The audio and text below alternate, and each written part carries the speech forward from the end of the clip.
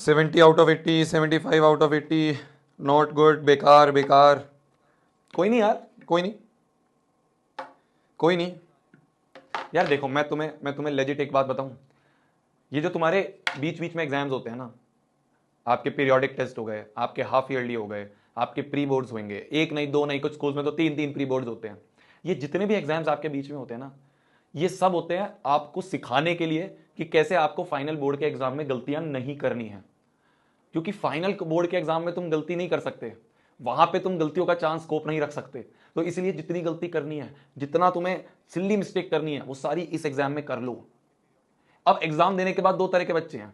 पहला है कि भाई एग्जाम बहुत बेकार गया, फाड़ के फेंक दिया। उससे क्या होगा, हमने एग्जाम दिया तो, पर हम उससे कुछ सीख नहीं पाए।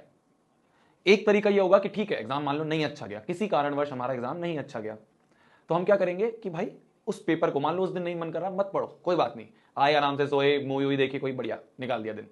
अगले दिन उस पेपर को उठाओ और एक बार देखो कि कौन कौन सी ऐसी चीजें हैं, कौन कौन से ऐसे टॉपिक हैं, कौन कौन से ऐसे क्वेश्चंस हैं जिसमें मैं अटका, जिसमें मैं अटकी, और उन टॉपिक्स को एक बार वापस से रिवाइज करो। कौन कौन सी ऐसी चीजें थी। मैं आपको हमेशा बोलता हूं एक 10 रुपए की कॉपी बनाओ, उसके पीछे पता है क्या स्टोरी क्या है। अब मेरे पास फिर वही, तुम मजाक उड़ाते हो पर मेरे पास सारी लर्निंग कोटा की है। तो एक लड़का था जो मतलब बहुत अच्छा दोस्त है मेरा, अभी भी आज बहुत अच्छा दोस्त है, आईटी खड़गपुर से उसने इंजीनियरिंग करी है। तो उसके पास ना एक डायरी थी। मेरे को बहुत बात पता चला था जब 12th का एंड का टाइम आ रहा था। तो एक दिन मैं पेपर देने जा रहा था सुबह, मतलब एक हमारा कोचिंग का ही टेस्ट था, कोचिंग का एग्जाम था। तो हम सब लोग तैयार हो रहे थे।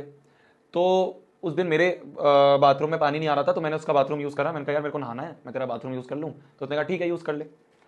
तो मैं गया बाथरूम में, नहा के बाहर निकला। जब मैं बाहर निकला ना उसके रूम में, तो वो एक डायरी में कुछ कुछ चीज़ें पढ़ रहा था। तो मैंने उससे पूछा, मैंने कहा ये क्या डायरी है, मतलब क्या पढ़ रहा है, अब तो हो गया यार और एग्जाम दे, अब क्या पढ़ रहा है, एग्जाम दे के आएंगे फिर उसके बाद देखते हैं। तो उन्होंने कहा पढ़ नहीं रहा मैं कुछ, ऐसे टॉपिक नहीं रिवाइज कर रहा, मैं तो अपनी गलतियां देख रहा हूँ। मैंने कहा क्या गलतियां देख रहा है।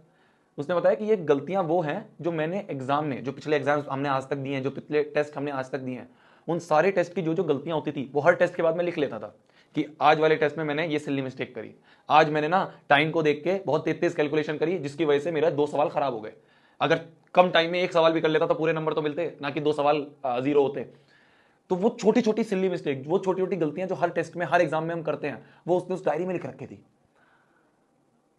और वो कह रहा था कि मैं हर एग्जाम से पहले उस डायरी को पढ़ के जाता हूं जिससे कि इस एग्जाम में मैं एटलीस्ट पिछली वाली गलतियां तो ना करूं। तुम गलती कर रहे हो उसमें कोई प्रॉब्लम नहीं है, पर तुम गलती रिपीट कर रहे हो वो बहुत बड़ी भूल है।